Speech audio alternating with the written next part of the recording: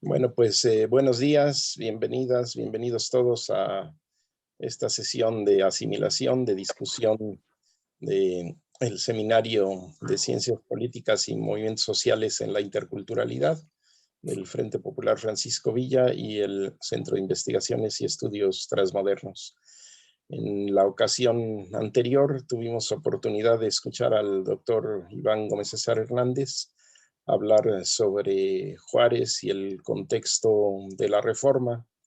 Entonces fue una exposición a la vez puntual y muy rica, con muchos cabos para seguir tejiendo, ¿no? Entonces, pues tienen ustedes la palabra para continuar charlando, continuar platicando. Los temas que nos interesan de entrada, pues es claro que aunque se hizo mención de la parte continental, pues el contexto del siglo XIX para otros pueblos pues no es eh, eh, idéntico al mexicano. Entonces, si el caso de Ecuador o el caso de Chile se quiere comentar un poco cómo fue esa dinámica de independencia, dependencia y continuidad de la colonialidad y toda la construcción de la nación y de la burguesía en sus países, ¿no? O como en el caso de Alma, que pertenece ahora sí que uno de los puntos negros del caso juarista, que es el pueblo de Juchitán, ¿no? Pues adelante con la palabrita, lo que quieran comentar, ¿no? Bueno, comento. Eh, Quería yo comentar en esa situación porque, bueno, Juárez ha sido visto aquí, pues, Juárez, ¿no? El oaxaqueño, el ejemplo y todo eso.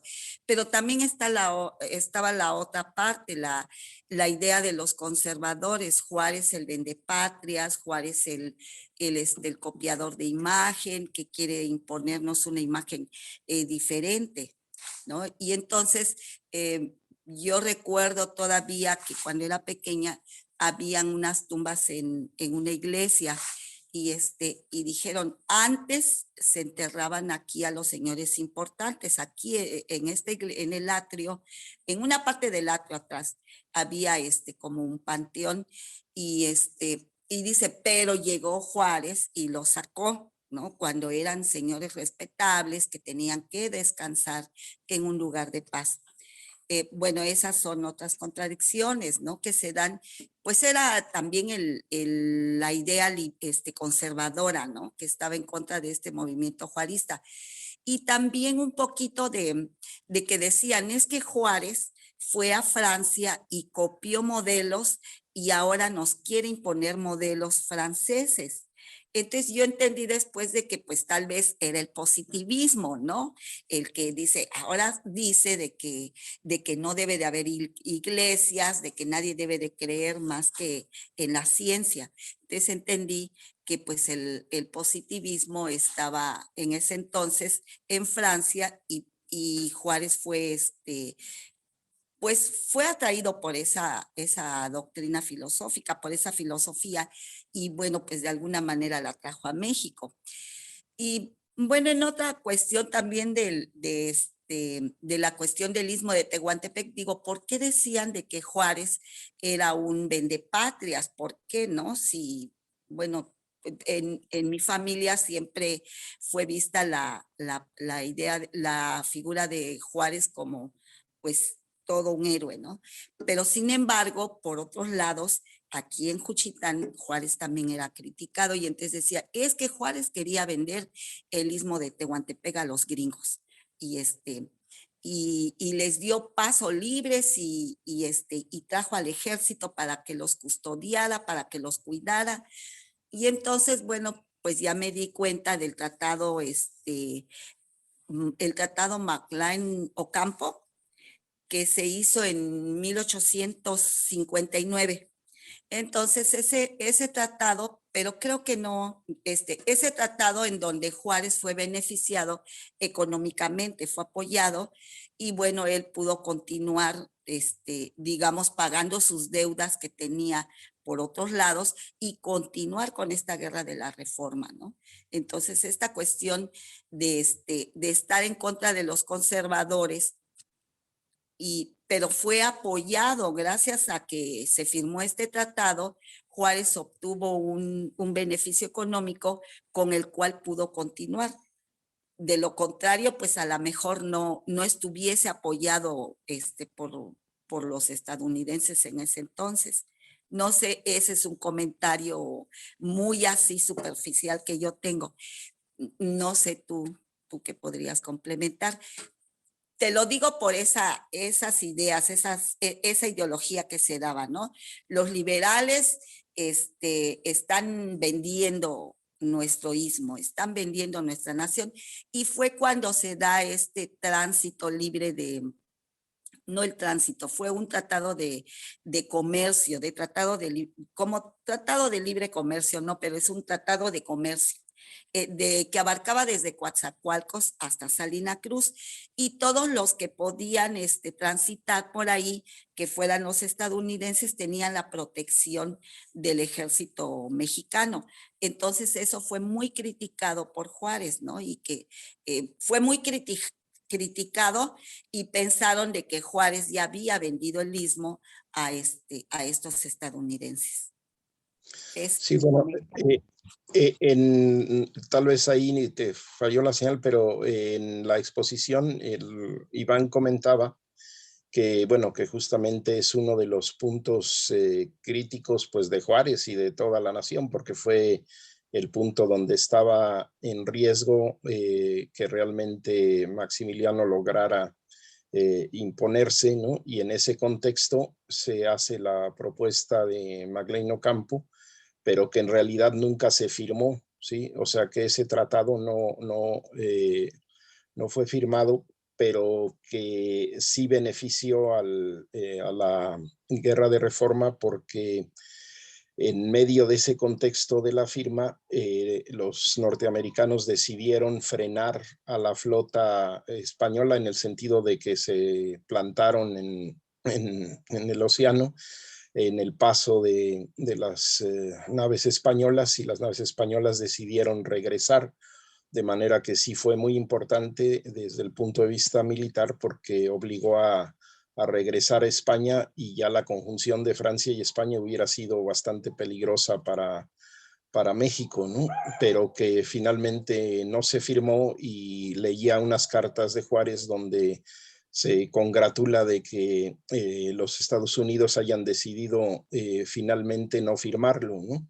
Sí, entonces, y también como en otro contexto ya ulterior, cuando Matías Romero le propone que se vea una alianza, Juárez dice que no, que al menos dejemos la posibilidad a los hijos, ¿no? A las hijas de que prosigan con dignidad, ¿no? Que si nos vemos forzados a ceder algo porque no queda fuerza, no queda posibilidad, pues está bien, pero que por propia voluntad no lo hiciéramos, ¿no? Entonces yo creo que eso relativiza mucho, ¿no? El asunto de Magdaleno Campo, pero ahora sí, como digo yo, el intríngulis de esas cosas pocos lo conocen, ¿no? no escuché eso. Alcancé a escuchar hasta Matías Romero, no lo que, Sí, lo que que, decía, lo que que que Matías Romero le propuso ya en otro momento, ¿no? El considerar una alianza, y Juárez decidió que no era conveniente, porque había que mantener pues la soberanía y la posibilidad de, de los descendientes de defenderse, ¿no? Y de sostener el país, ¿no?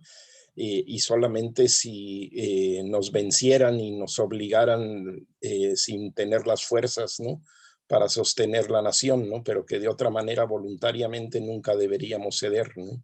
Entonces yo creo que eso relativiza mucho, ¿no? El punto del tratado Magdaleno Campo. Pero no sé, aprovechando que ya estamos aquí en el diálogo contigo, otras compañeras y compañeros no te conocen, pero Alma es de Juchitán, del pueblo Vinizá, ¿no? Los llamados zapotecas, ¿no? Gracias. Y justamente, no sé si tú nos puedes explicar, porque se comenta en Juchitán cuando nosotros hemos ido, que mujeres juchitecas tuvieron que ver con la defensa frente a la invasión francesa. No sé si tú conoces esa historia. Sí, sí, claro que sí. Sí, realmente, cuando los señores vieron de que venían, pues, gente fuerte, güeros altos, este, pues venían armados y regresan y dicen, no, no nos vamos a enfrentar, ellos son muy poderosos, ¿no? Ellos, nos van a acabar en un momento traen armas, vienen a caballo y tienen, y vienen preparados para aniquilarnos. Este, las mujeres dijeron que eran las que estaban apoyándolos, haciéndoles de comer y todo, dijeron, ¿cómo es posible que ustedes en zapoteco, este, que gapa tu chitasquiela, que gapa cariza tu hombre, la? Entonces, o sea, que no tienen testículos para enfrentar esto, que no son hombres completos y de valor. Entonces, si ustedes no quieren, nosotras vamos tras ustedes o vamos adelante de ustedes. Entonces, ellas tomaron palos, tomaron piedras e inician esto da la fortaleza a los hombres de seguirlas, ¿no? Entonces, ese es una anécdota breve de la intervención de las mujeres, ¿no? Entonces, sí, sí, aquí las mujeres son de carácter fuerte, no se dejan dominar con facilidad. Solo yo soy muy tranquila, ¿no? Yo soy muy alma de Dios. Sí, pero sí, entonces eso pasó. Así Muchas es. gracias, Alma. Creo que es una anécdota muy importante y muy bonita. Gracias, Alma. ¿Alguien más que quiera tomar la palabra, eh, seguir tejiendo, tomar el hilo o preguntar, exponer?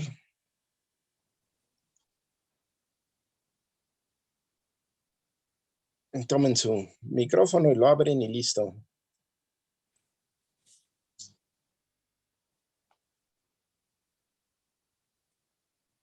Giovanni, Elías, no sé si nos quieren dar algo del contexto del siglo XIX en el caso de Chile. Podría ser interesante, ¿no? Para enriquecernos con todo el contexto nuestro americano.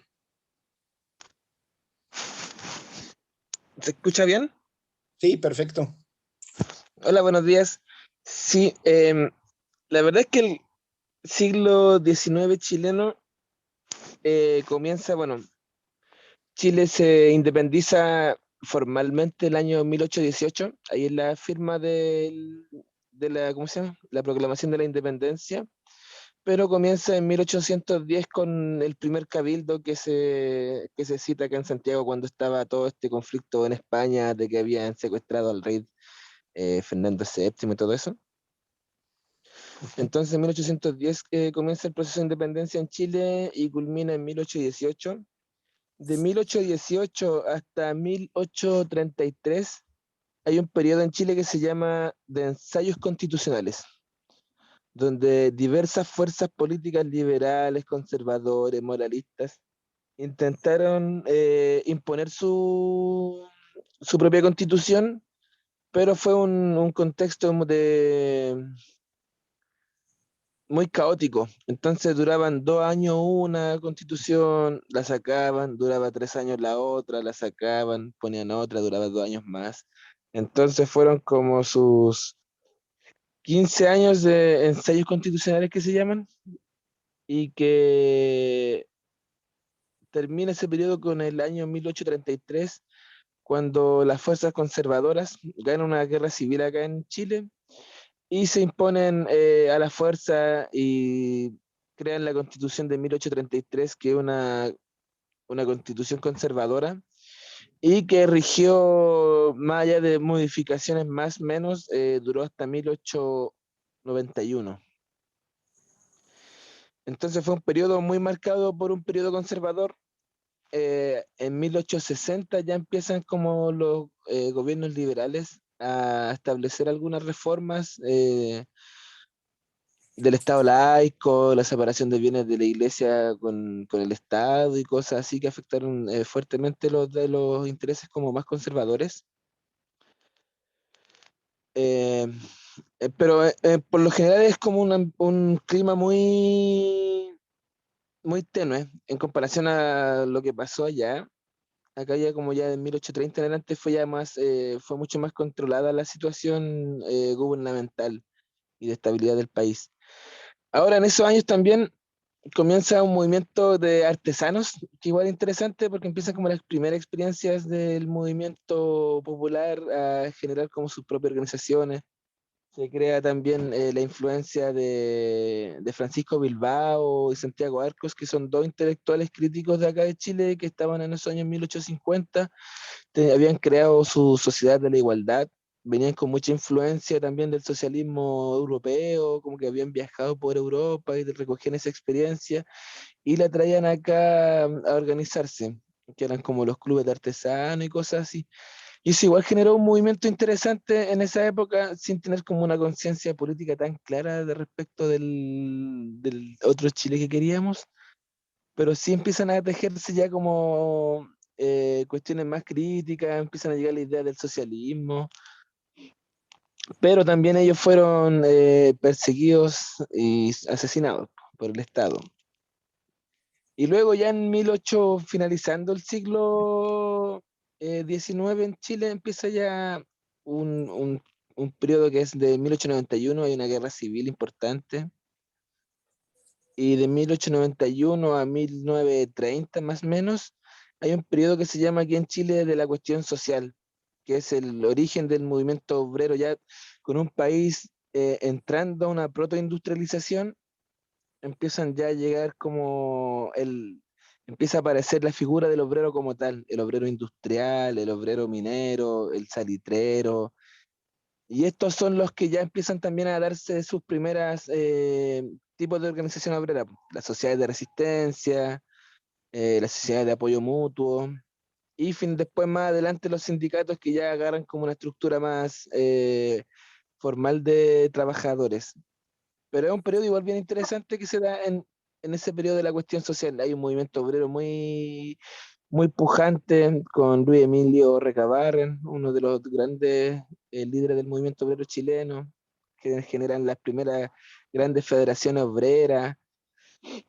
Hay una experiencia interesante que también en esos años estaba en crisis nuevamente la constitución, no se sabía bien qué hacer, y el movimiento obrero cita a una asamblea nacional constituyente autoconvocada, donde fue 60% de los delegados eran obreros, el otro 20% pertenecían a empleados, ahí entraban los profesores o aquellos que tenían profesión. También entraban las mujeres, un 6%, también los estudiantes tenían un porcentaje de representación y sacan un documento bien interesante, pero que finalmente no fue recibido por las autoridades gubernamentales y quedó como un ensayo de asamblea constituyente popular, pero que finalmente las fuerzas conservadoras logran como contener por medio de la dictación de una constitución de 1925 y que duró hasta la que tenemos ahora, la constitución de Pinochet. Entonces igual hay como una experiencia del movimiento obrero que van ahí en esos años brotando con fuerza y son como las primeras experiencias que se desarrollan aquí en Chile. Eso, Interesantísimo. no sé si estará Gio ahí, quizás pueda complementar algunas cosas. Una pregunta, y con respecto a los grupos originarios mapuche y otros, entiendo que el siglo XIX fue más trágico, digamos, para los mapuche que incluso periodos previos, ¿no? Sí, ahí comienza un periodo en 1800, uy, no recuerdo, pero mediados del siglo XIX, 1850 en adelante más o menos, que se llamó la pacificación de la Araucanía, según los autores como de la historia oficial. Y era como pacificar, pero en verdad era conquistar, domesticar, y como civilizar este discurso medio europeizante que traían.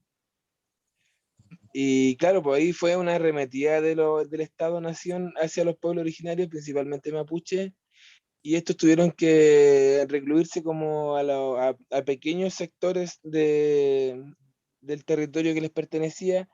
Ahí muchos tienen que huir a las cordilleras, huyendo un poco del Estado chileno, del ejército.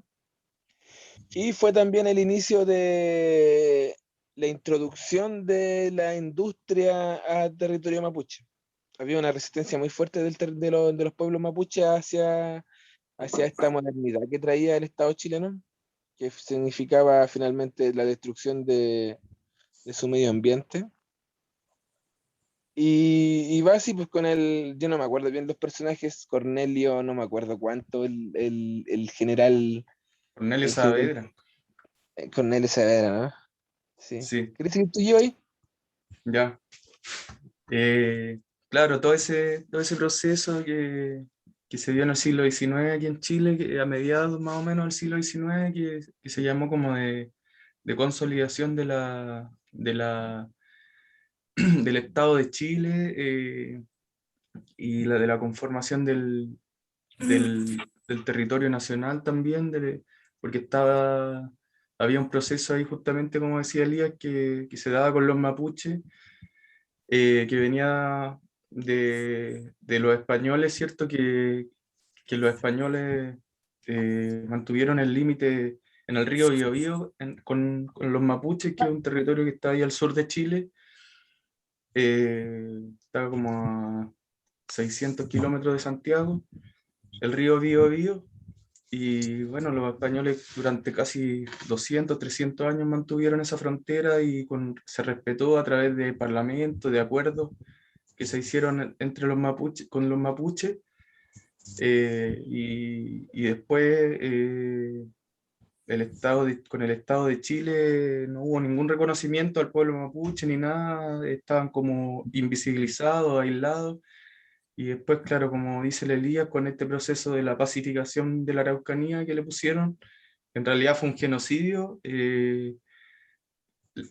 Comenzó una ofensiva sobre el pueblo mapuche, ¿cierto? Que eso fue como en 1870 por ahí.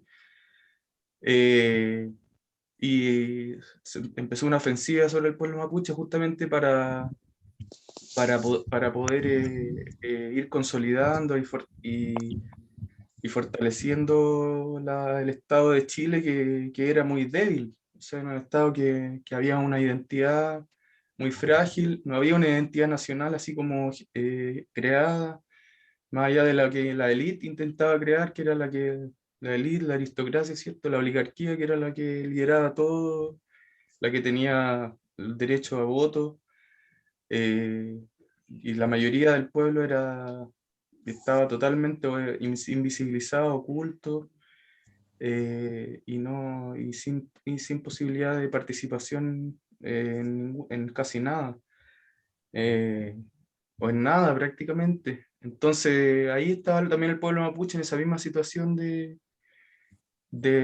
marginalidad, cuando es atacado para poder ocupar sus territorios, para poder ir avanzando en la soberanía nacional que se quería recuperar, supuestamente, siendo que ese territorio ya era de los mapuches. Entonces, pero claro, Chile con su rasgo colonizante, ¿cierto? Quería ocupar ese territorio que considera como que era de ellos, por considerarse la élite chilena, ¿cierto? Que lideraba el proceso de gobernar a Chile. Consideraba que era superior, ¿cierto?, al pueblo mapuche, y por eso es que los criollos consideraban o los descendientes de los criollos consideraban que debían ocupar esos territorios con fines mercantiles y económicos, eh, y productivos, ¿cierto?, según la lógica del capital, que era lo que se quería hacer. Entonces, pues por eso los mapuches quedaron aislados, ¿cierto?, en las tierras más improductivas y más separadas de su territorio ancestral, que es con lo que quedaron ahora hasta en la actualidad. Eh, Oye, También por otro lado, se produjo, para complementar lo que decía la Elía en el siglo XIX, ¿cierto? Que hay unas coincidencias ahí, ¿cierto? Yo creo, con el proceso de Benito Juárez, en que se da como un proceso como de consolidación, así como de intentar como fortalecer o crear una identidad así como de un Estado nacional, que es lo que yo creo que también se dio que es lo que yo creo que también se dio en México, ¿cierto? Que con las guerras que se dieron con los otros países, y también se dio en Chile, por ejemplo, con una guerra que se dio como en los años 30, 40, con una confederación entre Perú, una alianza entre Perú y España, ¿cierto? Para poder recuperar los territorios que eran de España. Obviamente, eso no resultó porque Chile se pudo defender bien. Y después Chile, con su afán así como de querer construir un imperio en Sudamérica, trató o sea, inventó una guerra que fue la Guerra del Pacífico, ¿cierto? Que fue en 1870 contra Perú y Bolivia para poder obtener la riqueza, los recursos naturales que habían ahí en el norte de Chile, que eran de Perú y Bolivia, que estaban en ese territorio, que se había logrado un acuerdo anteriormente, eh, y Chile inventó un motivo, una causa que no tenía ningún sentido con el fin de un interés económico que tenía sobre ese territorio, que por el salitre que había ahí, la gran cantidad de salitre que había, y que sabía que se podía explotar, y eso ahí estuvo también apoyado por empresarios ingleses, ¿cierto? Que estaban ahí explotando ya de antes, en Perú y Bolivia estaban explotando el salitre, y ahí hicieron una alianza con los empresarios ingleses para poder eh, hacer una ofensiva militar, ¿cierto? Y marítima, eh, militar y naval, ¿cierto? Sobre Perú y Bolivia para poder quitarle esos territorios y quedarse con el salitre y poder ahí, generar grandes ganancias, que fue lo que pasó después, pues. Gracias a todo eso, Chile después, a esa guerra, Chile extendió sus límites mucho más hacia el norte, por lo que le quitó a Perú y Bolivia, y después se quedó con todo el salitre que había ahí, y se generaron grandes ganancias para la oligarquía de esa época, que lo gastaron en puros bienes, cuestiones lujosas, y no dejaron nada para el pueblo prácticamente, que es cuando la Elías dice el proceso de protoindustrialización que se dio, de un avance hacia eso, hacia los centros mineros. oye, Gio, Sí, yo creo que justo se puede agregar el tema de cuando Chile anexa los territorios de Perú y Bolivia. También hay una ofensiva militar argentina hacia Chile y le quitan gran parte de la Patagonia. Antes el territorio chileno cumplía de la cordillera de los Andes, al sur de Chile, de la cordillera de los Andes, también agarraba la parte argentina.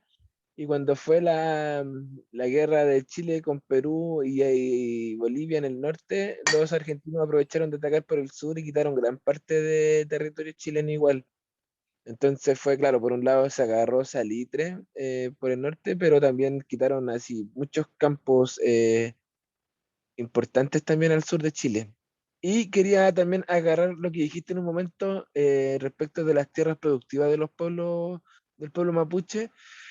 Y sí, pues esa es una consecuencia que se vive hasta hoy en día, donde el pueblo mapuche está haciendo recuperación de tierras ancestrales, pero también tiene que ver con tierras que son productivas económicamente, porque donde tuvieron que recluirse hacia los cerros, hay muchos terrenos que no son productivos porque están llenos de piedra o no son acantilados, Entonces como que complica un poco la siembra de cultivos al no ser un llano o al no ser una pradera o cosas así.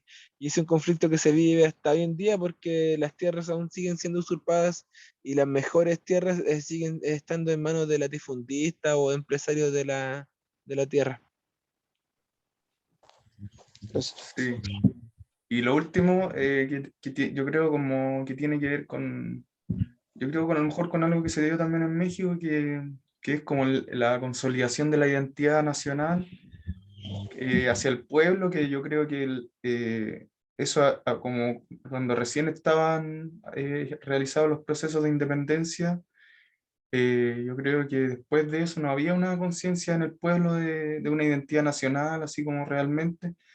Entonces ahí lo que sirvió para fortalecer esa identidad nacional, por lo menos en Chile, fueron las guerras que ocurrieron, que llamaban al pueblo a defender su patria, que tenían que hacerlo por Dios, la patria y el hogar y todo eso. Eh, y casi que iban a ser santos después que les prometían un montón de cosas que le iban a dar supuestamente si es que iban a la guerra, que obviamente no se cumplió, pero igual ayudó todo eso a generar algún grado de unión entre los soldados chilenos que triunfaron en alguna guerra, que generó crear una identidad que en alguna medida unió a Chile.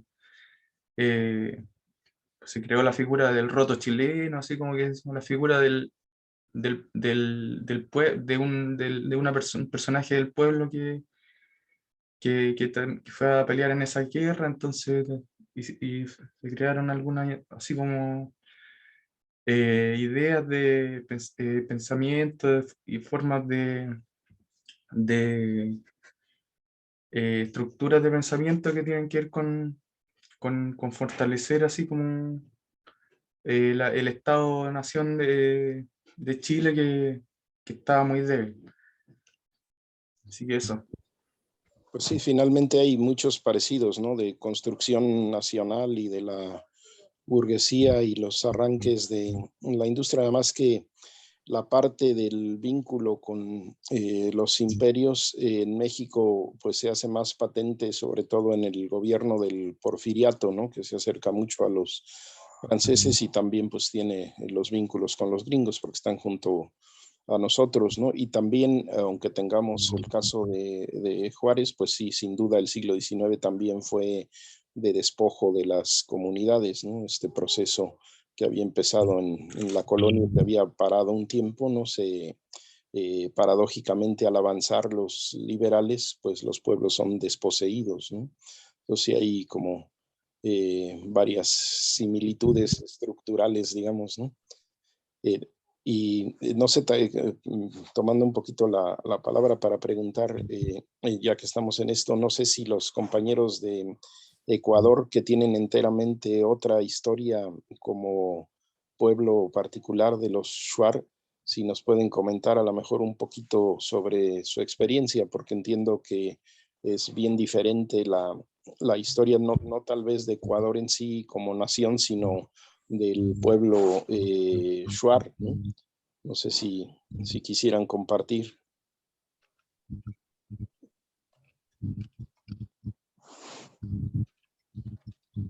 Tenemos aquí a Alex, ¿no? Y otros Zunki, ¿no? Otros compañeros que están aquí.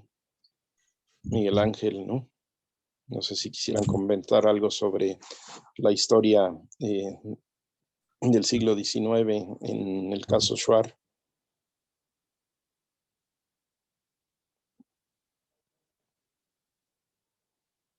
Ninguno nos quisiera compartir tantito la palabra.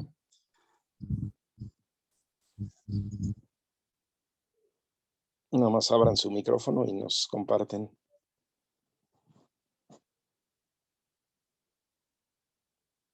Bueno, lo que alguien se anima, si alguien más quiere tomar la palabra, ya sea sobre estos comentarios o lo de Alma o sobre la exposición sobre el sábado, adelante con la palabra.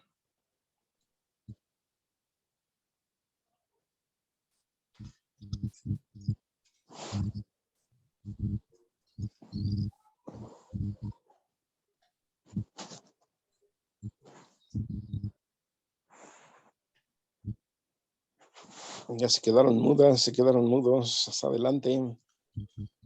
Acuérdense que esta sesión es de asimilación, de discusión, de exposición nuestra. Nada más abran su micrófono y participen. Hola, Adelante. Pedro, ¿me escuchas? Sí, se escucha. Sí, bueno, aprovechando que ahorita están en receso los compañeros, todavía me causa confusión cuando dicen Juárez trajo el positivismo a México, ¿no? Entonces, ¿cómo se prende? Este siglo XIX se prende con esta nueva ideología. Ahorita preguntabas en Chile, en Ecuador, se contagia todo esto. El positivismo como idea filosófica, como una doctrina que empieza a cambiar ideas. Por ejemplo, Juárez dice, vamos a separar iglesia y Estado. ¿Por qué vamos a separar iglesia y Estado? No es que dejemos de creer en Dios, sino que vamos a dejar atrás a la iglesia como una institución que nos está explotando y como parte de ese movimiento conservador. Esto también se dio en las artes y también se dio en la cultura. Y también se contagiaron los otros pueblos de América Latina. ¿Sí? Sí, claro. Nada más que creo que ahí pues son hilos también más finos, ¿no? Porque sin duda cuando Davino Barreda, que estaba en educación con Juárez, ¿no? Hizo un discurso en 1867, ¿no? Que le llamó, muy curioso, le llamó como la oración cívica, ¿no? Y en esa oración cívica como que fue la entrada del positivismo. Pero pues Juárez muere en 1872, o sea, realmente ya el afianzamiento del positivismo en el sistema educativo le tocó a Porfirio Díaz, ¿no? A Porfirio Díaz, sí, con el C. Davino Barreda en 67 es el que arranca. Y con respecto a la posición de la, digamos, de la situación de la diferencia con la iglesia, comentaba Iván, ¿no? Que al final de su vida trataba de como conciliar un poquito, ¿no? Suavizar un poquito, pero ya no le alcanzó el tiempo, ¿no? Como que es un proceso en lo particular del personaje, creo que complejo, ¿no? Sí, y bueno, pues lo que pasa es que también en la entrada general de los procesos de la burguesía y de la industria, pues serían imposibles sin...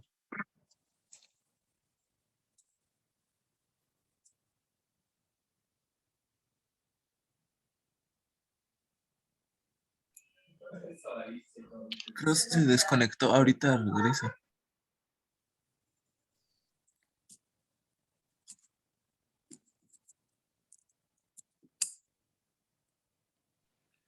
Acá en Chile no está tan marcado esa figura, o me atrevería a decir que no está muy marcado esa como la figura de quien trajo el positivismo, pero sí en el año 1861 comienza también un periodo de gobiernos liberales en el país, y ahí se da lo que decía la compañera respecto a la separación de bienes de la iglesia con el Estado, las leyes laicas, el tema de los cementerios antes eran de la iglesia católica, y si no eras católico no podías usar los cementerios, entonces comienza también esa separación. Los matrimonios también ya no eran parte de las funciones de la iglesia, sino que pasan a ser funciones del Estado. Y como todo ese tipo también comienza en un periodo de gobiernos liberales, similar a la fecha de ustedes, de México. Sí, bien. Bien, gracias. Adelante con la palabra.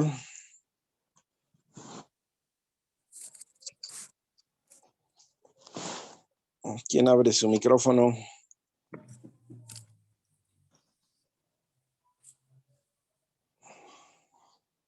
Yo creo que en la sesión pasada pues quedaron muchos asuntos ahí interesantes, importantes de abordar. No sé si alguien quiera abordar sobre alguno de ellos. Hugo, habías platicado de que había mucho que comentar, pues ahora es cuando. Insisto en los compañeros Schwarz, si alguien quiere platicar sobre aspectos de su historia, pues aquí es el momento para compartir. Realmente no creo que la mayoría conozcamos de su historia y sería bien importante compartirnos la palabra.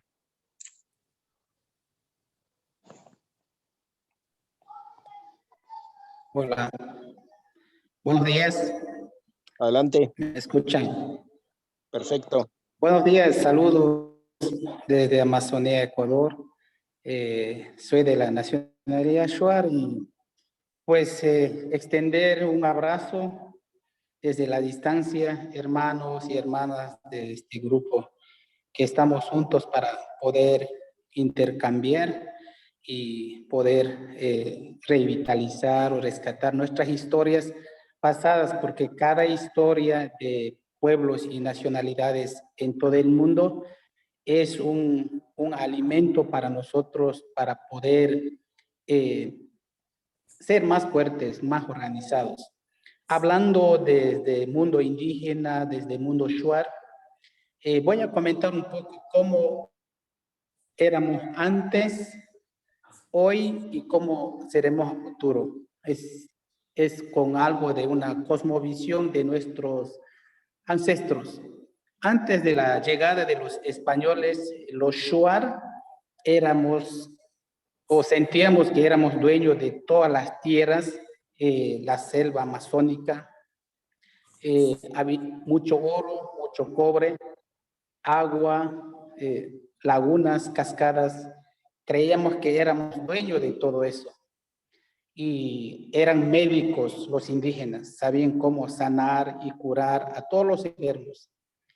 Y a través de las medicinas tradicionales, los Shuar realizaban una ceremonia para poder ser hombre más guerrero, más fuerte, ser un médico para curar y sanar a otras personas.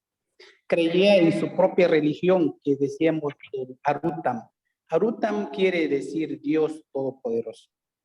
Entonces teníamos todo lo que es mercado en la selva, en una farmacia en la selva, conocimientos propios y éramos felices. Pero después de la llegada de los españoles en el territorio de la Amazonía, vivió un hombre guerrero que se llamaba Quirú, ¿no? Un hombre guerrero, muy fuerte, muy valiente. Y él es lo que defendió nuestro territorio, porque llegaron los españoles para saquear lo que es canela y oro aquí en la región de la Amazonía, en la selva, donde vivíamos nosotros los Shuar. Los españoles nos llamaron jíbaros cuando nos vieron caras pintadas con una tela cubierto nuestro cuerpo que decimos ilitip para varones y tarach para mujeres. Nos pusieron jíbaros y el Shuar no se dejó conquistar. De tanta lucha, los españoles retornaron a sus tierras porque no pudieron integrarse o ser dueños de la selva. El segundo intento que realizaron, llegaron los curas, ¿no? De España, los católicos. Entonces, ellos es lo que inculcaron, se hicieron amigos con los indígenas Shuar, Achuar, entonces trataron de meter en la mente lo que es la religión de la Biblia, que existe un paraíso y un infierno. Entonces, desde ahí el mundo Shuar, ¿no?, empezó a ver otro mundo, ¿no? Entonces, desde esa época, el Shuar, el indígena que estamos aquí, todos, mayoría, el 90% ya creen en Dios. En todas las comunidades indígenas hay lo que es una iglesia católica, una iglesia evangélica.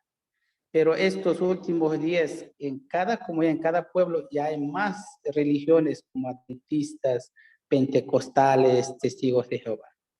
Entonces, desde este punto de vista, yo siempre había analizado de que nosotros, los pueblos indígenas, como dueños de ese territorio, éramos como personas muy importantes, muy sabios, donde con nuestra cosmovisión sabíamos lo que va a pasar a futuro. Por eso es que el Shuar empezó a apoderarse de toda riqueza amazónica.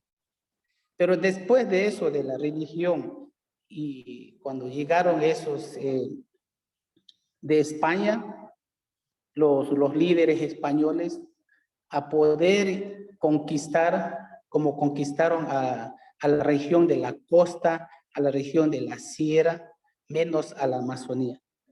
Entonces, desde ahí, nosotros ahora, en esta época, seguimos con la lucha, pero el gobierno ya puso sus leyes para poder dominar a todas las indígenas. Y ahora, ¿qué es lo que nos dicen? Que subsuelo, donde hay oro, cobre, petróleo, es del Estado. No es dueño de los indígenas. Los ríos, todo lo que se tiene la riqueza es del Estado. Por eso es que nosotros estamos un poco más, así no tenemos esa conciencia de que nos vengan a explicarnos cómo es este tema.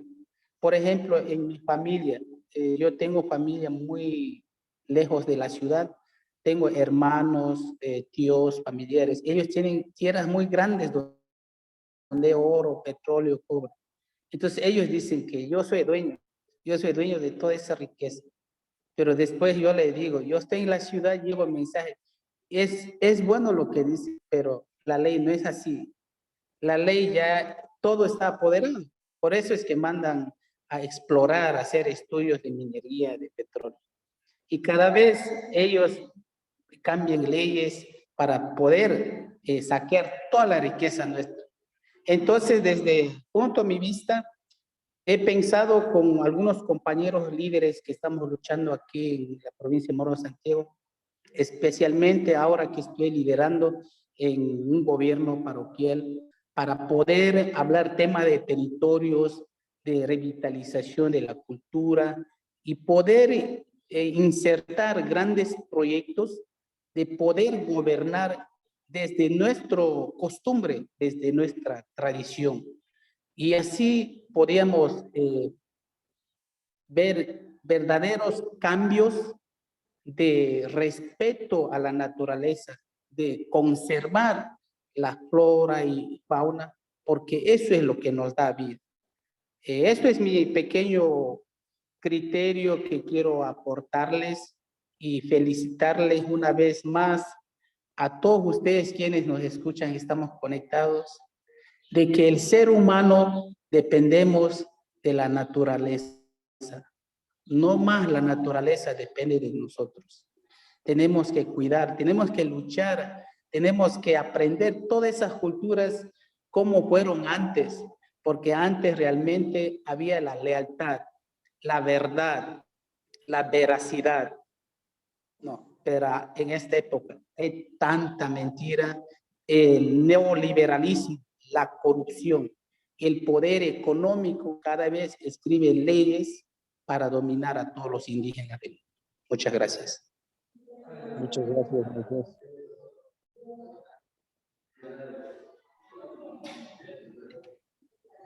Aquí vemos como la singularidad, ¿no? La diferencia de los procesos, o sea, los encuentros temporales y los destiempos, ¿no? De los procesos. Muchas gracias. ¿Alguien más que quiera retomar el hilo, la palabra?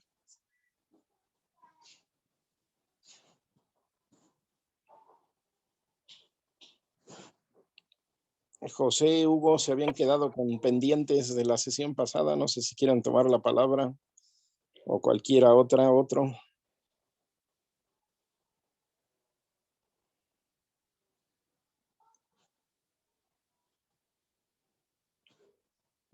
Jocelyn, que no te hemos escuchado.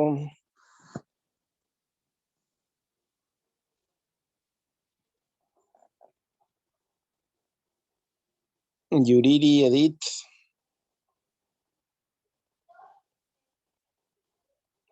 Dayana, nomás abran su micrófono y comenten. Pedro. Adelante. Buen día, adelante. Se oye un poquito bajito, Ere. Buenos días. Ya mejor. Saludos a todos y a todas. A los hermanos de América Latina.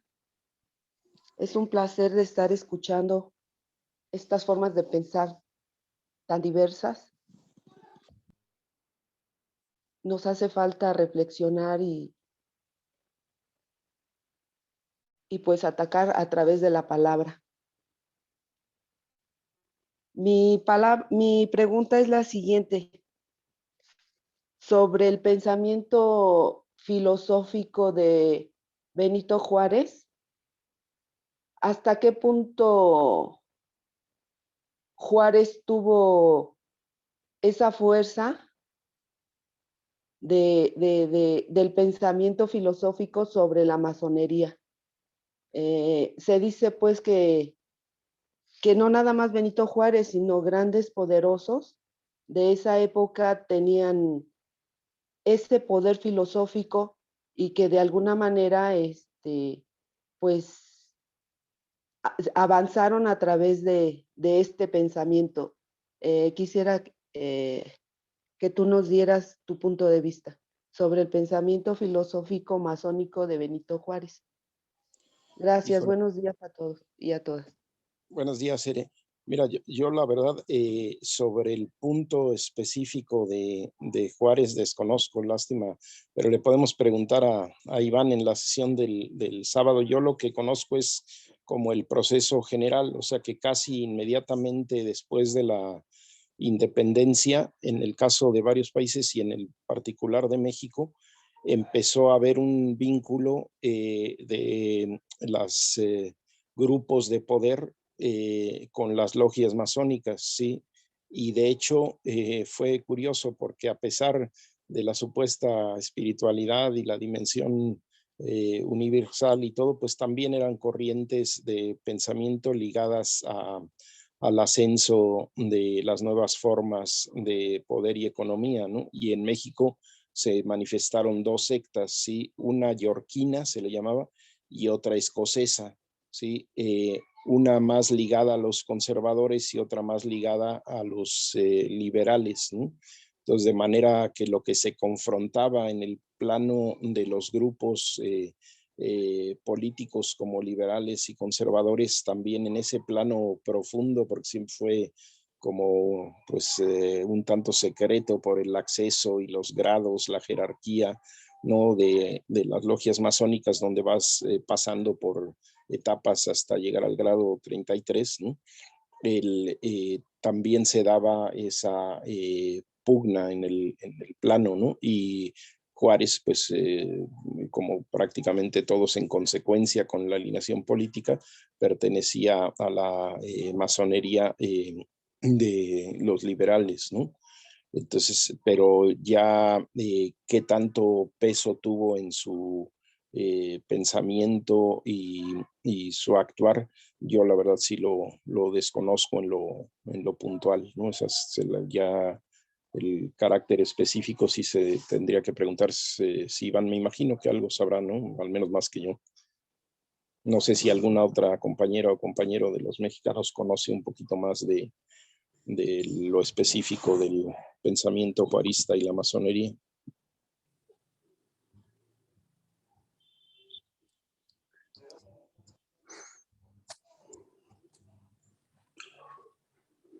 Y que es algo que llega hasta el presente, por cierto, o sea, fue muy patente en los últimos gobiernos priistas, ¿no? Todavía el vínculo con la masonería y bueno, también se habla que López Obrador perteneció también o pertenece, no sé, a agrupaciones masónicas en su momento, como la mayoría de los líderes del PRI, ¿no?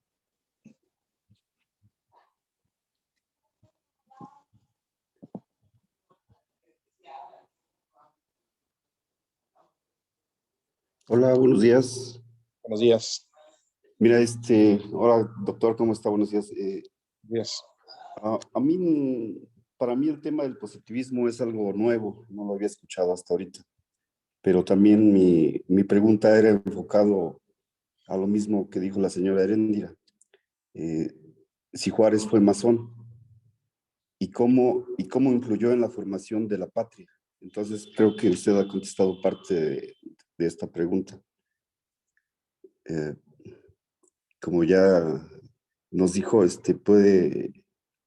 próximamente nos pueden ilustrar más el doctor Iván, pero entonces mi siguiente pregunta es, ¿cuál es el objetivo de la historia oficial?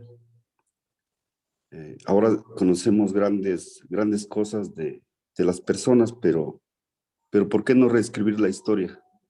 Claro. ¿Por qué nos mantenemos en la historia oficial que pues no nos lleva a nada? Esa es mi participación, doctor. Gracias. Muchísimas gracias. Sí, pues justamente aquí un poquito la idea es ir tejiendo, pues hay dos historias, ¿no? Bueno, por decirlo menos, ¿no? Pero sería bien importante ir tejiendo la parte, como aquí hacen los compañeros Schwartz, o comentan, por ejemplo, los compañeros chilenos de la Asamblea Constituyente desde lo popular en Chile, ¿no? Cómo se va tejiendo la parte popular, ¿no? En cada país, y no la historia del ascenso de las burguesías nacionales únicamente, ¿no? Y cómo vamos tejiendo también, que es importantísimo, y en la coherencia con las partes previas del seminario, cómo vamos tejiendo la historia de la mujer, porque si la parte obrera y popular fue silenciada, pues la parte de la mujer mucho más, ¿no? Y esta historia que también estamos tejiendo un poquito más de la parte de los pueblos originarios, ¿no? Entonces yo creo que aquí en ese terreno, ¿no? Pues podemos ver cómo en el siglo XIX, además de todo el proceso nacional que finalmente pues abarca a todos los sectores, en el caso de la historia de la oposición popular, pues fue muy marcado todo el proceso de resistencia de los pueblos originarios, ¿no? Y que acabó en situaciones críticas, como la historia de los yaquis que Porfirio Díaz llevó incluso hasta Yucatán, ¿no? Y dejando heridas, cicatrices que llegan hasta el presente, incluso de manera muy compleja y contradictoria, ¿no? Porque nosotros, cuando estábamos haciendo algún trabajo en Sonora, en Hermosillo, en algún momento se regresaron algunos yaquis del sureste a Sonora, pero los otros yaquis ya no los identifican como tales, y es un proceso que todavía no se acaba de integrar, ¿no? Porque pues la herida fue brutal, ¿no? Y el proceso del siglo XIX, si bien construye este aspecto antiimperialista y de la nación desde el punto de vista de los pueblos, tomado en lo general, pues es una historia de despojo y de retoma de tierras por la burguesía nacional frente a los territorios indígenas, que si ya en muchos casos habían sido arrojados a lo que llamaba Aguirre Beltrán las regiones de refugio, ¿no? Es decir, las más inhóspitas, las menos productivas, como dicen también en el caso de Chile, pues en el caso mexicano pasó igualmente. ¿Y por qué hago mención de la parte originaria? Bueno, porque tenemos que pensar que hasta el fin del siglo XIX México tiene una composición de pueblos originarios fundamental, ¿sí? Hoy en día pues ya estamos limitados, dependiendo del tipo de censos, a algo más de 10 millones de personas de los pueblos originarios, pero si pensamos el fin del siglo XIX, tenemos que pensar un pueblo que no tenía, por ejemplo, la escritura entre el 80 y el 90%, y donde la mayoría era de los pueblos originarios. Por lo tanto, la historia popular del siglo XIX tiene un componente importante. Por otro lado, pues la resistencia que decía Iván, ¿no? El caso del Tigre de Álica, de Losada, ¿no? Que fue el intento en Chalco ¿no? También de la resistencia frente a los avances de este proceso nacional desde las perspectivas de los pueblos, e incluso un germen de pues lo que fue claramente la ideología que ayudó a la articulación popular en el fin del siglo XIX y comienzos del XX en México, que es la historia del anarquismo, ¿no? Ya la parte del Partido Comunista y la ideología marxista pues es posterior, ¿no? O sea, no tienen prácticamente ninguna presencia en el siglo XIX, ¿no? Y bueno, también algunas perspectivas que si bien son de los grupos liberales, tal vez tenían una articulación mayor con una posibilidad de resistencia desde la Constitución Nacional General del pueblo. Por ejemplo, después de la ocupación de los Estados Unidos, hubo un personaje que se llama Mariano Otero, que hizo una radiografía de la nación y de el peso de los Estados Unidos, ¿no? Y su reflexión yo creo que fue clave, ¿no? Para poder construir un espíritu nacional, pero yo le digo que es el Marx mexicano, ¿no? Sí, porque si bien Marx no tuvo mayor influencia en el pensamiento mexicano, sino hasta el siglo XX, Mariano Otero hizo exactamente lo que hizo Marx, digo, sin toda la dimensión universal, pero para México él reflexionó cuál era el lugar de la economía, cuál era el lugar de los Estados Unidos, cuál era la posibilidad de la construcción nacional y por qué nos habían reventado los Estados Unidos, ¿no?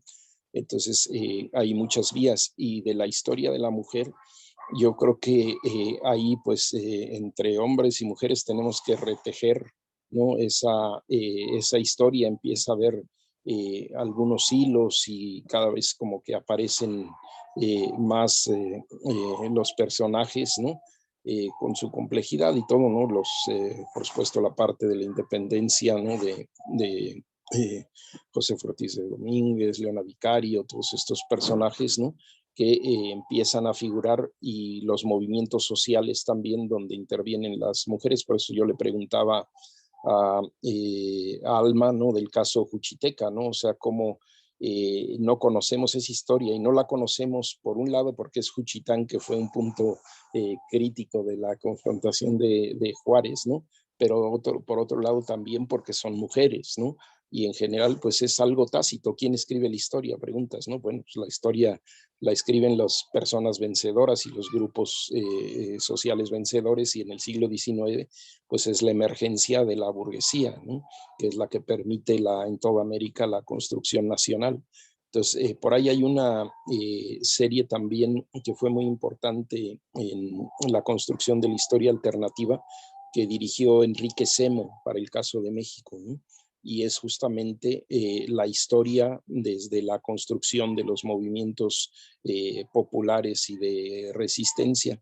Yo les recomiendo, al menos pues para el caso mexicano, que le echen un ojo a los libros. Está un recorrido desde el inicio hasta bueno, no hasta el presente, pero hasta el fin del siglo XX, que hizo Enrique Semo, retomando todos estos aspectos del movimiento social y popular, ¿no?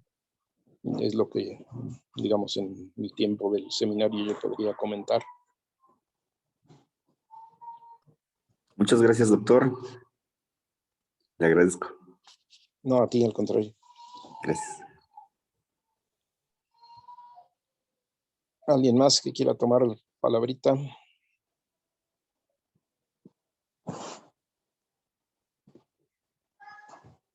Alex, Ayana, Edith. Acuérdense, ¿no? Esta importancia en la educación popular de nosotros, que es que todas y todos nos expresemos, ¿no? Porque todos sabemos algo que otros no conocen o no conocen igual, ¿no?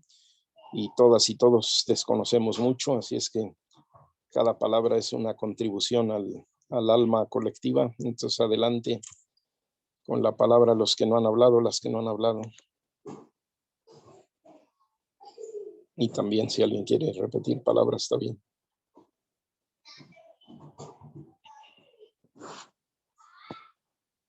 Hugo, tú dijiste al final que tenías muchos hilos que tejer y no estás tejiendo. Así es, mi estimado Pedro. Es que la verdad es que hay hablar del juarismo.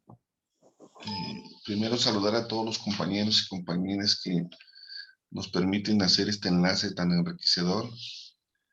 Y la charla del fin de semana, la verdad es que es altamente nutritiva para nuestra historia y para nuestro quehacer diario.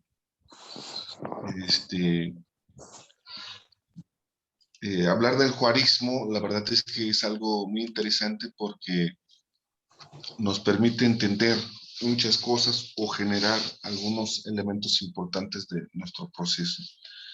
Digamos que Juárez es el elemento base del Estado-Nación y del federalismo que va de la mano con lo laico, y además es, digamos que, cómo entender el poder civil sin el juarismo, cómo entender el proceso de la participación de los indígenas en el poder civil, pero además cómo reivindica a partir de los procesos de su participación de gobierno, más claro, que sería más o menos por ahí de 1867 a 1872 el ámbito de su fuerza como parte del proceso del gobierno, o el gobierno de Juárez, y que eso nos mete a varias reflexiones. Uno, ¿cómo entendemos la llegada de Juárez a partir de un proceso muy interesante de ni siquiera la conclusión de la independencia, y cómo se va involucrando en el asunto del partido, de sus pensamientos y sus fortalecimientos, y hasta la fecha creo que es fundamental.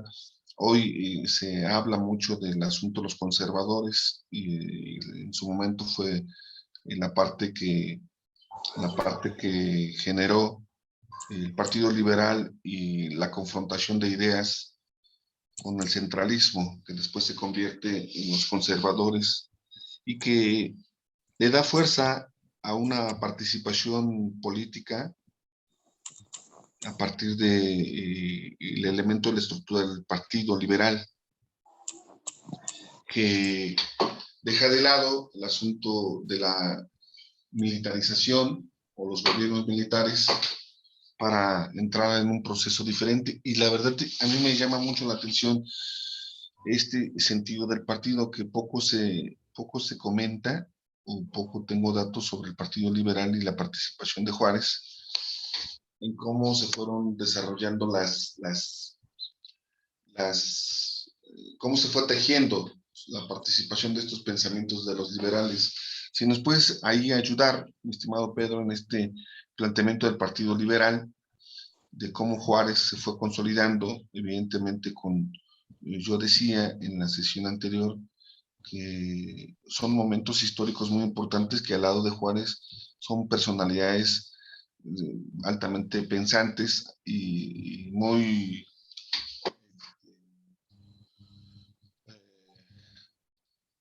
trascienden su etapa, ¿no? Su época de 1860, trascienden, y cómo entender la participación de Juárez en el Partido Liberal. Entonces, si nos puedes ayudar ahí con algunos datos, mi estimado Pedro, que nos permita reflexionar la participación cívica a partir del partido y su gobierno de Juárez. Mira, yo creo que el asunto que yo puedo contribuir es, a mí me gusta tejer un poco más allá con lo de liberales y conservadores, tanto respecto al siglo XIX como respecto al presente, porque, por ejemplo, el actual presidente López Obrador habla mucho de esa oposición de liberales y conservadores, y yo creo que no es pertinente ni es lo más adecuado para comprender el presente, aunque sí es pertinente como ver cómo los hilos van tejiéndose en el plano pues ya multisecular, ¿no? De la historia, y que sin duda sí hay huellas, ¿no? De eso y de esa confrontación, y hay cierta actividad todavía de eso, pero yo creo que hay que ir más allá, porque hay que entender que, a mi juicio, ¿no? Que liberales o conservadores, finalmente, lo que sucede en el siglo XIX es la consolidación de la burguesía y de la nación, ¿no? O sea, se va constituyendo la burguesía nacional, ¿no? Y cómo se constituye, ¿no? Y ahí lo que es interesante de Juárez es que justamente la constitución de la burguesía viene en una tradición donde sigue habiendo una continuidad importante del sector criollo, ¿no? De la blanquitud, y Juárez viene a irrumpir como ese elemento originario y moreno, ¿no? Que incluso es muy interesante porque, perteneciendo, por ejemplo, Porfirio Díaz a Oaxaca, una región no muy distante de Juárez, ¿no? Es famosa cómo se fue cambiando su figura y se blanquizó, ¿no? Porfirio Díaz, ¿no? Pero todos pertenecen pues a esa construcción de la burguesía, porque esa es la característica en todo el mundo, ¿no? De la constitución de las naciones. Por un lado es cerrar el territorio, ¿no? Conflictos como este que se dio en Chile, que se comenta, ¿no? Por un lado la gandalla en el norte, por otro lado les agandalla en el sur, ¿no? En el conflicto con las limítrofes de Perú y de Argentina. Pero lo mismo sucede con nosotros, ¿no? Se consolidan los territorios. Nosotros, en el inicio de la independencia, vamos a anexar, ¿no? Guatemala y los territorios del sur, ¿no? Y después ya se constituyen posteriormente como naciones separadas. Todavía en El Salvador, ¿no? Hay un barrio que se llama Mexicanos, ¿no? Y se llama Mexicanos porque ahí nos chingaron, ¿no? Ahí nos ganaron los salvadoreños, ¿no? Entonces, pues es ese proceso del cierre territorial de las naciones y de la burguesía y de la fijación de fronteras, que incluso nos parece naturalizado, pero es toda una construcción de la vida que, pues, por supuesto, cuestiona el internacionalismo y que afecta toda la vida de los pueblos originarios, ¿no? Todavía a la fecha, cuando se van fijando fronteras de la propiedad privada, pues se limitan las acciones de los pueblos, en particular los nómadas, por ejemplo, los guaraníes en el sur, ¿no? Su constitución del ser es moverse, ¿no? Es buscar la tierra, ¿no? Que es la perspectiva del futuro, de la espiritualidad, y se cierra porque tienes las fronteras, o cuando entra la minera de Cerro de Pasco en Perú, ¿no? Y va cerrando las fronteras y los pueblos ya no se pueden mover, ¿no?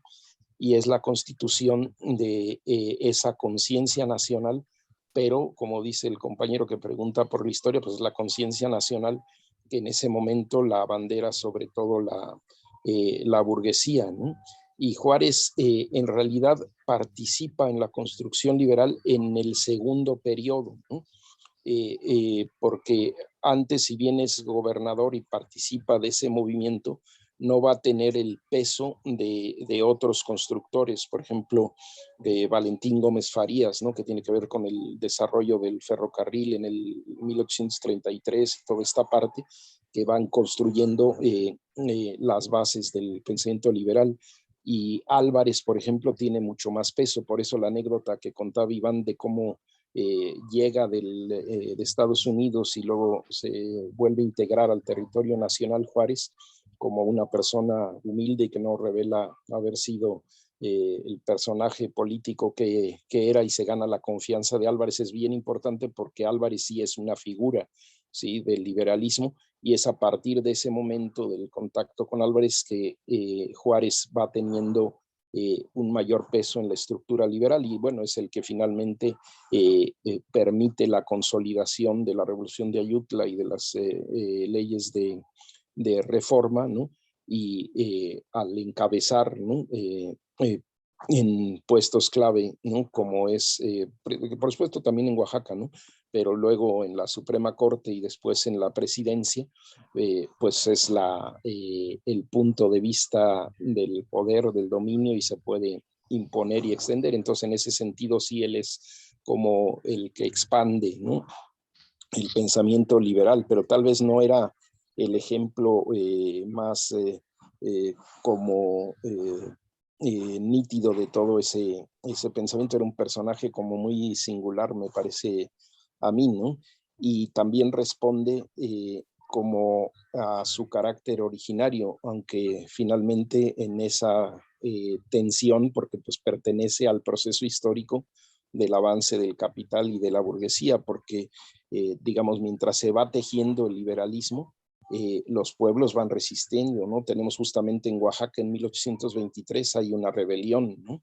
Luego hay la rebelión de Márquez, luego la rebelión que citaba Iván de Losada, que tiene este tinte incluso un tanto anarquista, o la revolución de la Garza, o de Moctezuma, o de Escalada, o la rebelión en Yucatán en 1868, que tiene un componente originario muy fuerte, ¿no?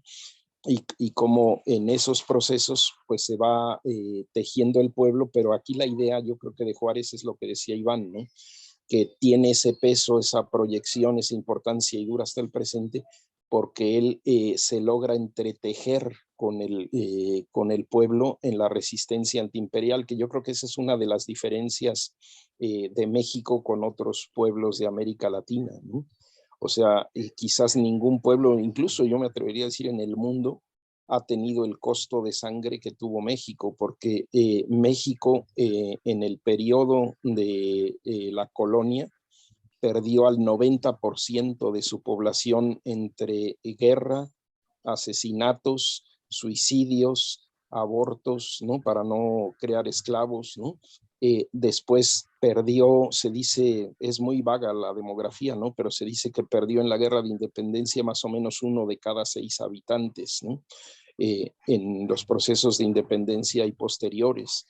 Después en todo el entretejido de conflictos frente a los imperios desde el inicio, en realidad, porque con Iturbide mismo ya estaba la bronca todavía del imperio, y también hubo estos intentos de recuperación de España que dura hasta los años 30, ¿no?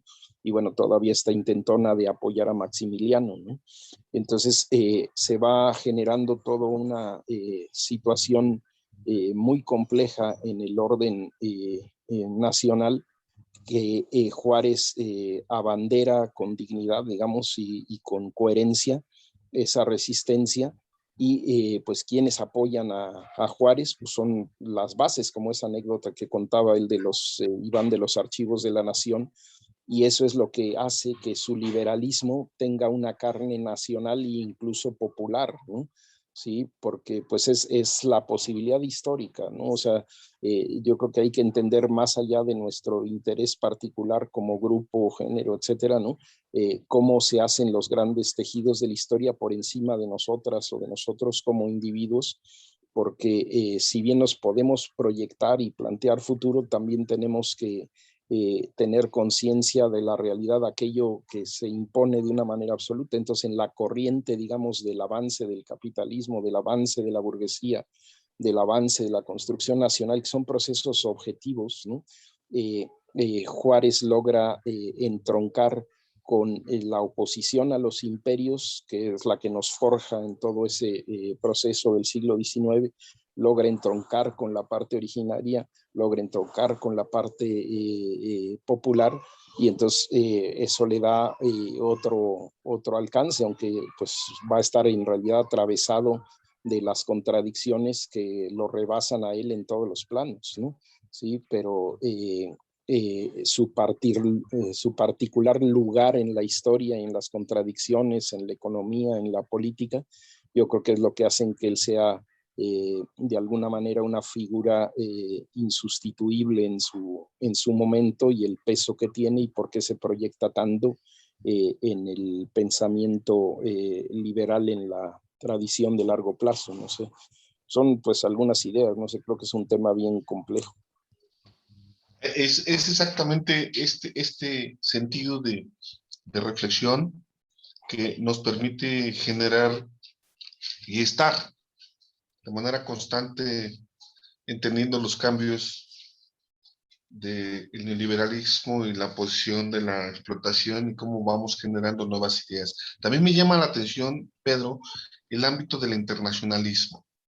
Dice una cita de Benito Juárez: libre y para mí sagrado es el derecho de pensar.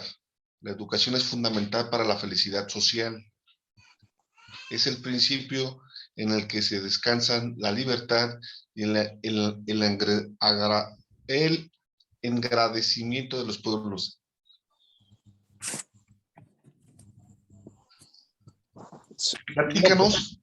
Platícanos, Pedro, si nos puedes ayudar, ¿en qué momento genera esta frase histórica del respeto al derecho ajeno en el ámbito internacional? Ok, ahorita no me acuerdo de la anécdota precisa, pero lo que sí es que justamente yo en algún tiempo tuve un contacto muy cotidiano con Iván, y es el tiempo en donde él empezó a leer todas los escritos y correspondencias de Juárez, ¿no? Y ahí leí y me comentó el contexto de eso, pero no me acuerdo, pero sí me acuerdo de toda una sección de son un montón de volúmenes, ¿no?, de la obra de Juárez, y una parte importante son justamente todos sus cartas de carácter internacional. Y yo creo que, bueno, es algo también de lo que decías, ¿no? ¿Por qué tiene ese? Porque además de pues, enfrentarse al imperio más importante del momento, que son los franceses en el plano militar, ¿no? Tuvo contacto con todos lados, ¿no? Entonces tuvo tanto el interés de comunicarse como el interés continental e internacional por la batalla de Juárez, porque pues estaba también en el ojo del huracán, ¿no? Como esta carta que cita Iván de la comuna, ¿no? Que incluso le ponen el nombre de Benito Juárez y lo nombran diputado, ¿no? Así ves también con otros pueblos de América, ¿no? Que hay esa relación porque está consciente de esa dimensión, tal vez no como un Bolívar, ¿no? Que tiene como en la mente constantemente esa construcción de internacional y americano, ¿no? Pero sí, así la tiene y tiene esa presencia internacional. Déjame ahorita, yo creo que si la busco ahorita durante la plática, en lo que acaba la sesión, encuentro el evento histórico en donde se escribió la frase. Me acuerdo como que es justamente algo de los episodios de la intervención francesa, pero no me acuerdo el detalle, pero ahorita lo busco y yo creo que lo encuentro.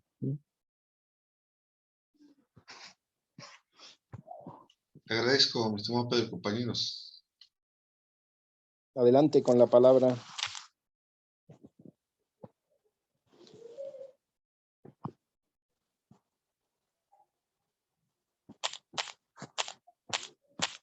Ándenle, anímense.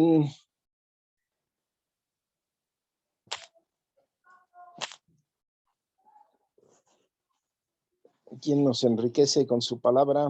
Luis quería compartir pantalla, no sé si fue un error o era algo que quería hacer, o si quieres hablar, Luis.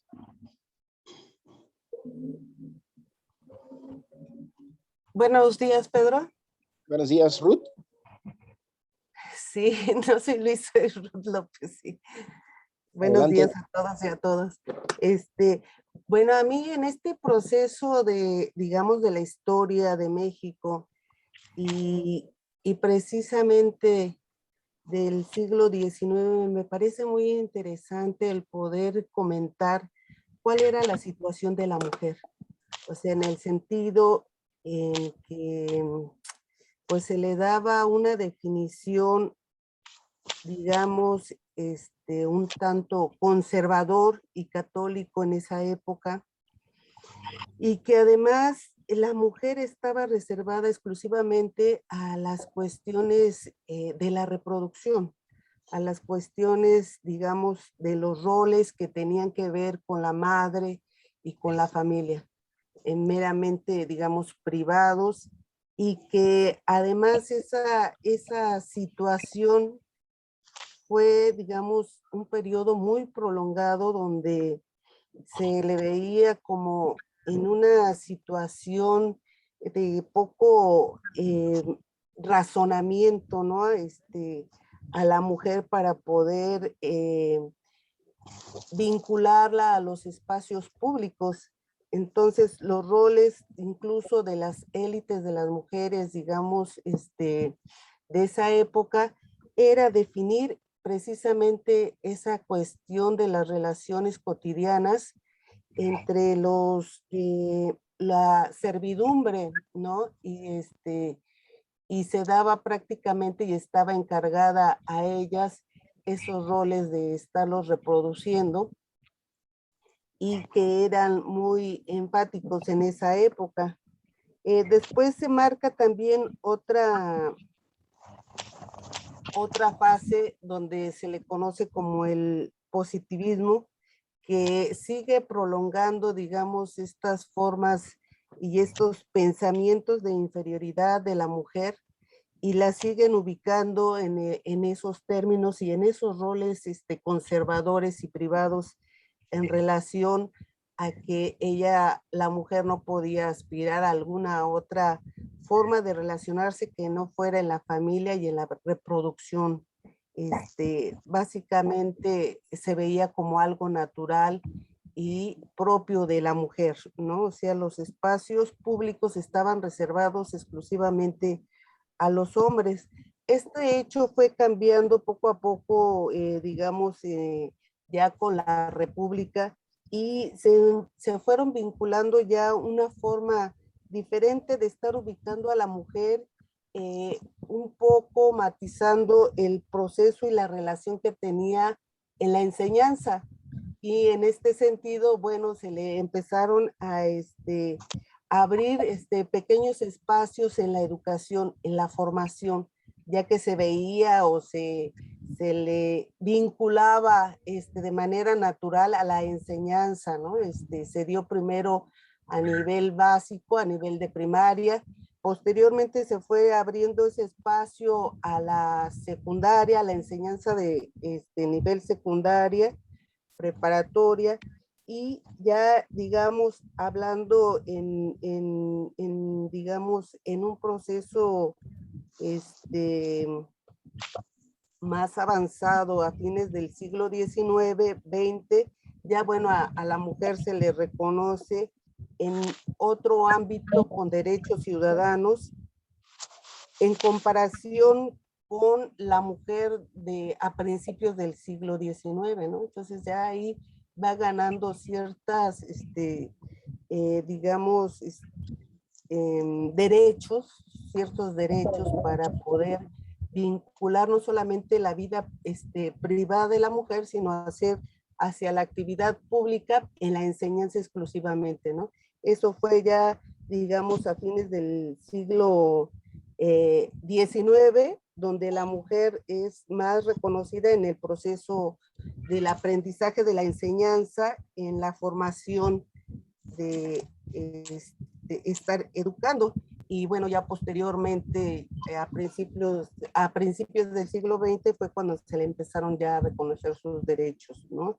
En actividades también, digamos, en un ámbito artístico, cultural, profesional y bueno, ya más tarde en un ámbito y meramente en la acción ya política, ¿no?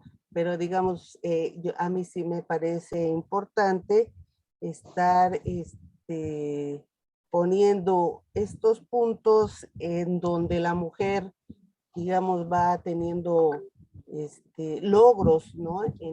En que se le pueda valorar y se le pueda reconocer con la misma igualdad en relación a los hombres y con la misma capacidad intelectual de poder desarrollarse tanto en el ámbito público como en el ámbito privado, si así ella lo decide, ¿no? O sea, pero ya digamos, fueron avances que se obtuvieron ya a fines del siglo XIX y a principios del siglo XX, ¿no? Entonces, nada más quería dejar así como que estos comentarios de cómo ha sido también el papel de la mujer en términos muy puntuales, ¿no? Muchas gracias. Ruth. Y bueno, yo creo que aquí vamos tejiendo un poquito esta parte de la historia contrapelo, ¿no? De la mujer, porque también pues el caso de las juchitecas no es irrelevante tampoco porque si bien, por ejemplo, tendemos mucho a ver la historia de la mujer en términos eurocéntricos, ¿no? Es decir, desde el feminismo y las corrientes de pensamiento que nos vienen de la forma de dar la lucha en los grandes países europeos, pero en los pueblos originarios hay como también construcciones diferentes. A veces, digamos, se realimentan los patriarcados, pero en otras ocasiones en los pueblos se mantienen formas parciales, ¿no? De presencia de la mujer, que es una historia que hay que empezar a tejer y retejer, ¿no? Porque, por ejemplo, el caso de Juchitán es muy claro, ¿no? De la presencia de la mujer.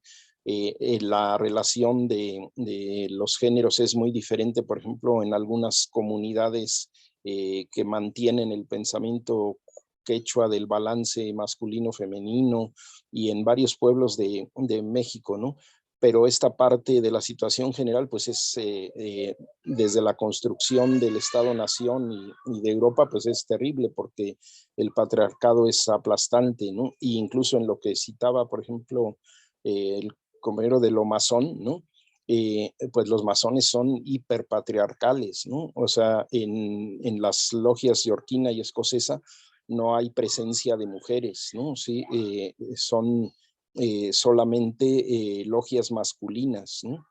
Y ya en la parte así más como de esta tradición ligada al movimiento general del mundo y de Europa, en Yucatán, al fin del siglo XIX, hay una emergencia del movimiento de mujeres que finalmente va a entroncar en el mismo Yucatán con los primeros procesos feministas hacia 1915, 1916, ¿no? Pero son hitos importantes que empiezan en Yucatán desde el siglo XIX.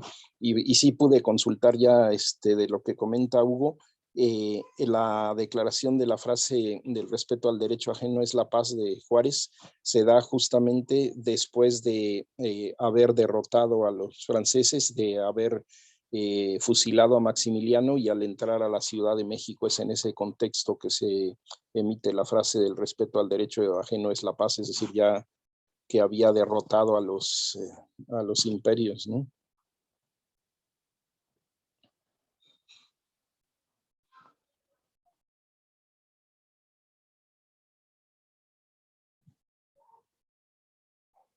Adelante con la palabra.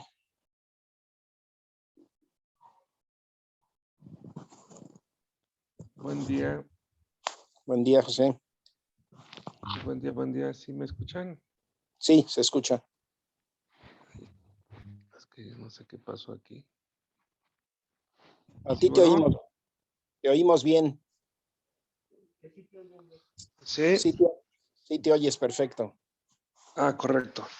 Pedro, es que el tema nos hace pensar muchísimo. Bueno, yo por lo menos estoy ahorita tratando de recuperar muchos elementos. Todo lo que han dicho los compañeros es muy enriquecedor. Incluso la frase, y que por cierto fue colocada en la Cámara de los Estados Unidos, pero la dimensión misma del siglo XIX es que nos debe de llamar a ubicar el tamaño. Primeramente, yo haría tres puntos, señalaría 3 puntos para no perderme en toda la motivación que han provocado ahorita tan temprano, porque son muchos puntos que están ahí concentrados. Primeramente, es que el país, la República, y estamos saliendo nos estamos independizando. Ubico en 1821, pero no dejo de pensar también 1808, 1810, que ya hemos tocado esos temas. Pero ubico 1821, Iturbide, vamos, la presencia de este actor y el acta de independencia, también la he leído con mucho cuidado. La compartimos incluso en una de las oficinas que por ahí el compañero Raúl tiene. La tiene en un cuadro muy ampliada. La leímos con paciencia. Los términos, cómo está redactada el acta de independencia de México, es muy, muy interesante. Por ahí en alguna ocasión, ojalá Pedro pudieras ayudarnos también a ubicar esa redacción del acta de independencia y quién firma el acta de independencia, que también es otro tema que me llama a mí la atención y que trato de acercarlo también al caso del acta de independencia de los Estados Unidos de Norteamérica.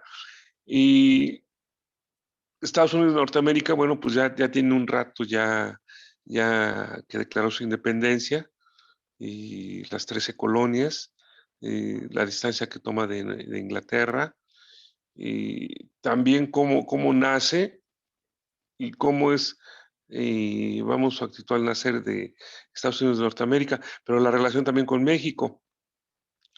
Estados Unidos mexicanos, hay que también hacer ese comentario del nombre, porque estamos naciendo, pasamos de separarnos del Imperio Español y tomamos un tanto distancia.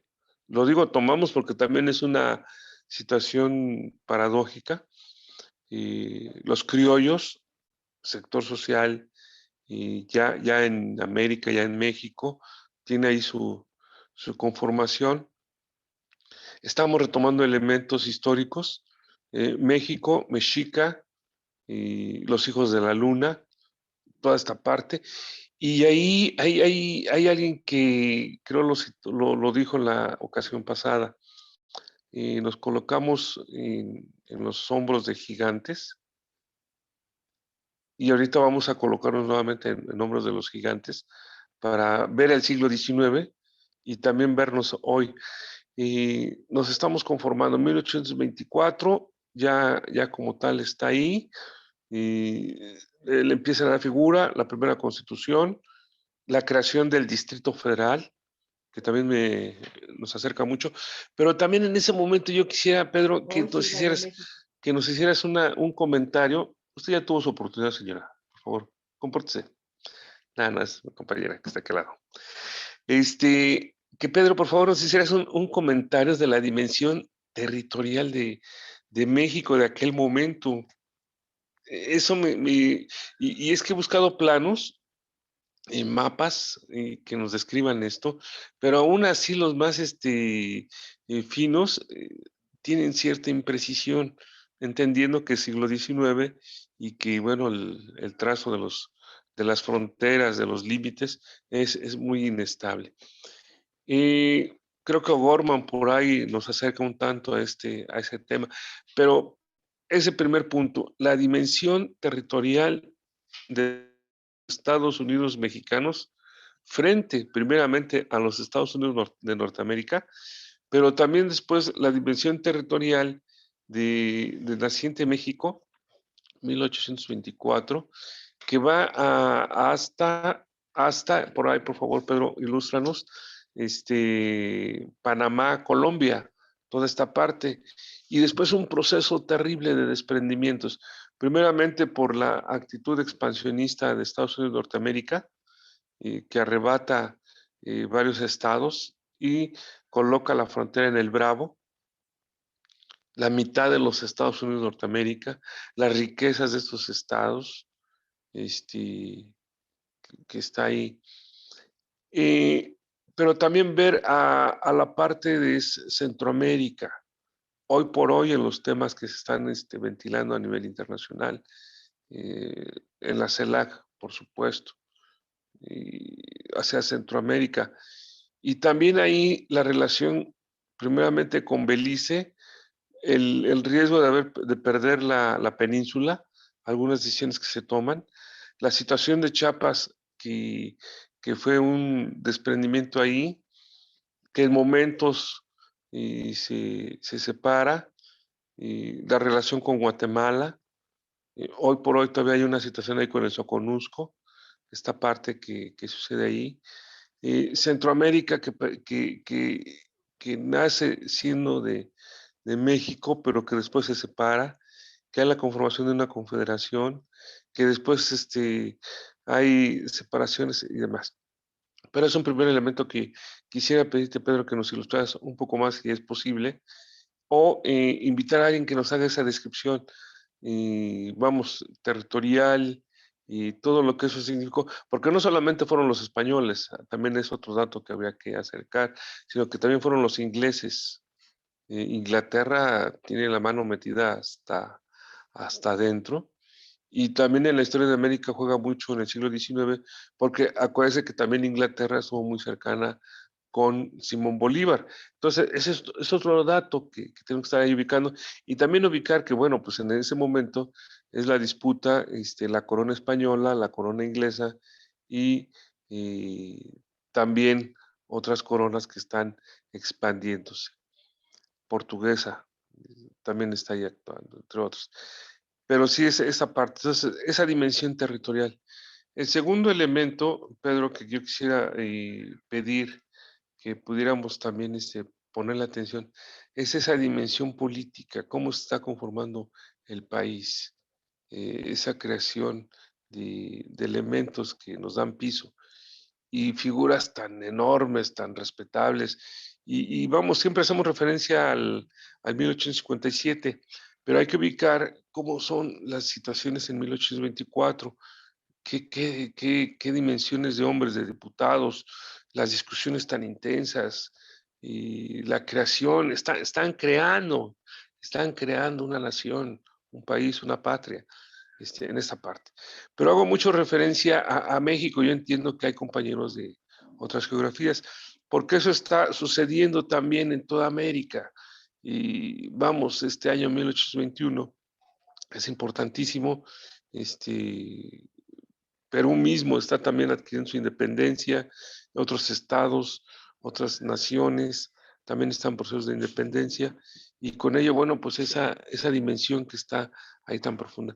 Creo que se me agolpan muchas ideas y elementos que está ahí en esa parte y sí me hace mucho pensar. La clase anterior, hay que agradecerle mucho al doctor Gómez Jara, como en esta clase, porque todos los elementos que dice cada compañero paso a paso, a mí me acerca mucho más elementos y es siglo XIX y no puedo dejar de citar al ideólogo después en el siglo XX del Estado mexicano que efectivamente hace referencia al liberalismo y que centra su estudio en el siglo XIX, pues que es Jesús Reyes Heroles, que estemos de acuerdo o no, pero es el ideólogo, entre otros, Raúl Cardiel Reyes, varios que están en ese estudio del siglo XIX.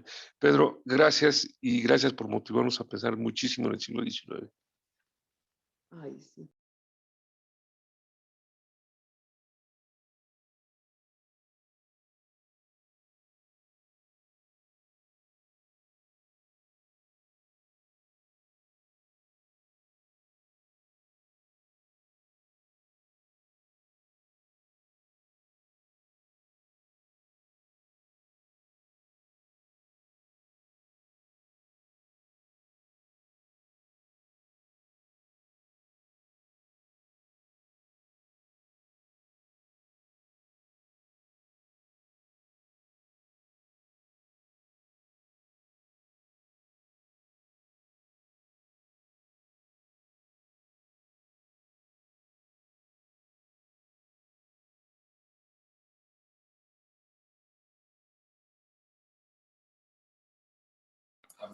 Pedro, abre el micrófono, no te escuchas.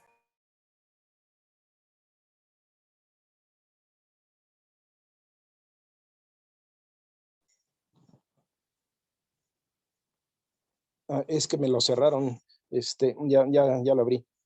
Comentaba que sí es muy importante la reflexión del territorio y que esa reflexión del territorio es cómo se constituyen las burguesías y los estados nacionales, ¿no? Fijando las fronteras en esos procesos de independencia y que en particular México pues viene de la Nueva España, que es el territorio más extenso que hay hacia el norte y hacia el sur, ¿no? Pero que en 1822 con Iturbide lo que era la América Central se anexa, ¿no? Entonces somos un territorio inmenso en ese momento, ¿no? Y después con las contradicciones al sur se va a separar, ¿no? Y entonces ya Centroamérica queda deslindado de México y son estos procesos de conflicto con El Salvador, con Guatemala, ¿no? Y se va configurando la frontera sur con los problemas, ¿no? Todavía del Soconusco y otros que persisten hasta la fecha de algún modo, ¿no? Y que por cierto los mexicas, ¿no? Tenían dominado hasta el Soconusco porque de allí extraían cacao y otros bienes, ¿no? En los tributos, ahí aparece en la matrícula de tributos, ¿no? Pero al norte, en algún momento teníamos extensión que llegaba desde muy al noroeste, ¿no? En todo el Pacífico, California y todo, ¿no? Y luego se extendía y llegábamos también en el pico arriba de lo que hoy es el límite norte al este de México con Nuevo León, todo esto, se extendía todavía el territorio mexicano, pero cuando se van dando los procesos del siglo XIX, esa partecita que va hacia el oeste se desprende, ¿no? Y ya la perdemos, ¿no? Y cuando se da 1846, que es cuando empieza la anexión de California, ¿no? Y todo el proceso de la guerra antiimperial en 1847, ¿no? Lo que perdemos es brutal, o sea, lo que se pierde en 1847 es el 119% de lo que es nuestro territorio mexicano actual, es decir, somos la mitad, menos de la mitad de lo que éramos en ese momento, ¿no? Entonces sí, definitivamente la reflexión sobre el flujo territorial es clave, ¿no? Y, por ejemplo, pensando en los personajes, ahí es absolutamente diferente la posición de un Juárez y la posición, por ejemplo, de un Santana, ¿no? Que hace los tratados para ceder territorio y justamente también es la reflexión de que yo le digo que es como el pensamiento mexicano de la economía, de la nación, de lo material de la economía, como equivalente a Marx, que es Mariano Otero. Él hace esa reflexión, ¿no? También del territorio y cómo nos quitaron esta mayor parte del territorio y que el eje de por qué eso es posible es porque no existía la conciencia nacional y que en ese momento esa conciencia nacional pues no podía ser la conciencia nacional popular porque no estaba integrado ese movimiento popular, ¿no? Entonces fue la conciencia nacional de la burguesía, que es en general pues la que permite la construcción nacional. Ya ahora pues podemos plantear la conciencia nacional popular e internacional popular para proyectos como la comuna originaria de América o plantear los procesos de comunalidad de los países, ¿no? En grandes regiones o en el mundo entero, ¿no? Pero en ese momento pues es la burguesía, pero el proceso es más o menos así, o sea, de lo que era el imperio en la Nueva España, ¿no? Pues se extendía totalmente al norte, totalmente al sur, luego todavía se amplía con Iturbide, con Centroamérica, ¿no? Y después se le reduce una parte del norte y luego más de la mitad del territorio con la guerra con los Estados Unidos y luego ya son variaciones menores en la frontera territorial, ajustes, ¿no? A lo que es el México actual, ¿no? Pero yo lo que creo que es importante es entender la dinámica histórica y la dinámica de los grupos económicos y de poder que están detrás, ¿no? O sea, venimos incluso, bueno, de la construcción de la Náhuac, ¿no? Y toda esta expansión de los mexicas que llega hasta la frontera con los purépechas en Michoacán, ¿no? Y cómo nos extendemos hacia el Soconusco y todavía, por ejemplo, los MEPA se van a extender hacia Nicaragua todavía, ¿no? En su momento, ya en la colonia llegan grupos migrantes, ¿no? Y luego como con la independencia hay anexión imperial, digamos, de Centroamérica, y luego el conflicto con ellos, el desprendimiento de Centroamérica, y la parte del norte, todo el conflicto de la zona también francesa con la Luisiana, etcétera, y la reducción. Pero tiene consecuencias, yo creo, también para Centroamérica, porque en realidad, ¿por qué se integraron a México?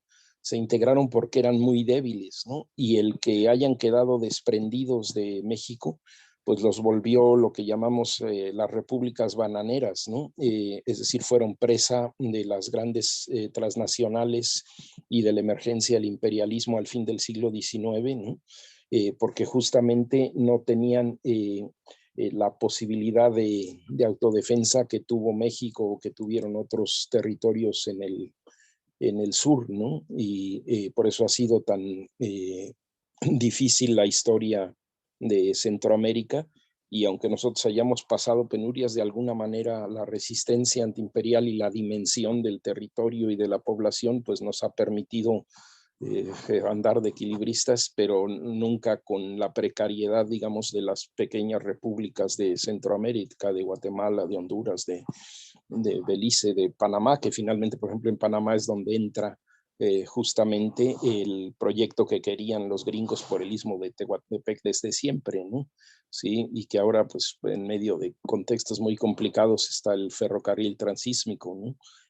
Pero al no hacerlo en México, donde se hace es en Panamá, este tratado de 100 años que duró para el paso, ¿no? Y que tiene que ver con el territorio y con el territorio mexicano, ¿no?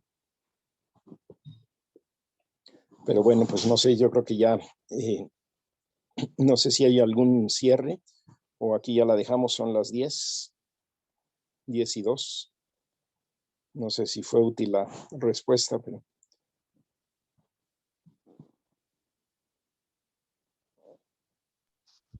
Sí, Pedro, yo quisiera pedirte y quizás pedir también al doctor Gómez César que pudiéramos a lo mejor precisar algunos temas o ubicar algunos temas para ampliarlos un poco más, porque efectivamente lo que está en el siglo XIX y 200 años, y voy a citar inmediatamente un tema cercanísimo, que es el de la deuda externa.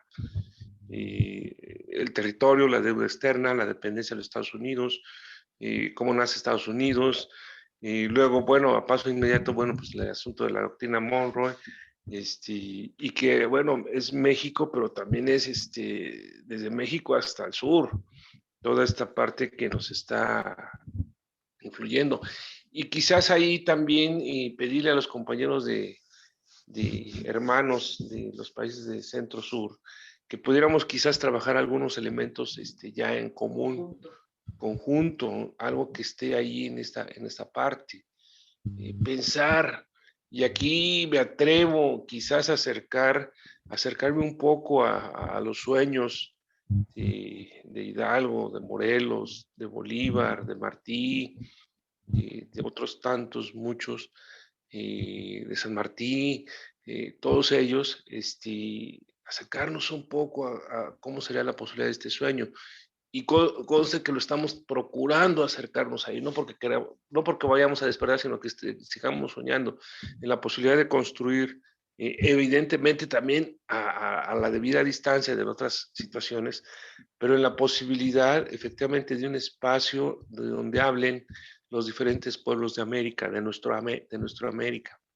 El siglo XIX nos da esos elementos, es el nacer de varios estados, de varias naciones. Estados Unidos hay que verlo también un tanto en su dimensión, tienen un tanto más, incluso fue uno de los señalamientos al momento de la independencia. También hay que ver con el debido cuidado Canadá, que es una parte territorial muy amplia, pero sí en la parte de lo que es América, lo que es América Latina, que primeramente, bueno, pues es la lengua, con la particularidad, digo, del portugués y del inglés. Pero en un primer elemento que hoy por hoy usemos, que es la lengua, el español, aunque luego hay español que también tiene sus diferencias, ¿no? El español de Cuba no es el mismo español de México, el español de Argentina, de Chile, tan rica que se ha ampliado, tan ricamente que se ha ampliado en estos 200 años, pero sí pensar hoy, atrevernos a pensar un poco más en ese sueño de toda nuestra América unida, toda nuestra América en momentos. Y también hay que señalarlo, el siglo XIX fue un siglo de conflictos. En México fue un siglo de conflictos. En Centro y Sudamérica fue un siglo de conflictos constantes, muy ásperos en momentos. Y bueno, sí, la frase de esta dimensión del respeto al derecho ajeno, pero también está dentro del Estado liberal o en la dimensión liberal. Vamos, toda esa serie de elementos, por eso digo que esta sesión es muy particular y consta que estamos a unos días del 12 de octubre, a unas horas, me atrevo a decir, y que nos tiene que llevar a muchísima reflexión. Son 200 años y tenemos que hablar con mucho respeto de esos 200 años, ese momento en el cual estamos siglo XIX, y verlo con muchísimo respeto, y esto que nos obliga a estudiar más en detalle ese siglo XIX. Como América y frente también a Europa, que también hay que tener esa actitud de respeto que tiene que ser ahí, y cómo es esa relación y cómo también hacer ya el planteamiento de un rediseño de relación de nuestra América con Europa. También es un elemento que tenemos que empezar a pensar, y frente a lo que es la unidad europea, que también tiene sus elementos, y lo cito por un hecho muy particular, ¿no? Hoy Inglaterra quiere establecer, como ya se salió del acuerdo con Europa, de la Unión Europea, ahora quiere establecer lazos hacia América. Qué bueno, pero también hay que dejar muy claramente definida esas formas de relación. Y gracias, solamente quiero agradecer mucho a ti, Pedro, y al doctor Gómez, César, porque hay que pensar el siglo XIX. Pensemos el siglo XIX, pensemos el siglo XX, porque estamos construyendo el siglo XXI. Muchas gracias a todos. Gracias, José. Pues yo creo que con eso concluimos. Yo le propongo, Iván, no sé cómo estén sus tiempos, va a dar la plática de Villa y la Revolución Mexicana para el sábado, pero le voy a plantear a ver si pudiera estar el lunes que viene y que a lo mejor pudiéramos abordar junto con él estos aspectos, ¿no? Y pues estamos en contacto, y todas y todos los que se van a conectar mañana en el evento a las 10, pues son bienvenidos. Ojalá y nos encontremos en la celebración del 12 de octubre. Y que tengan buen día. Buenos días.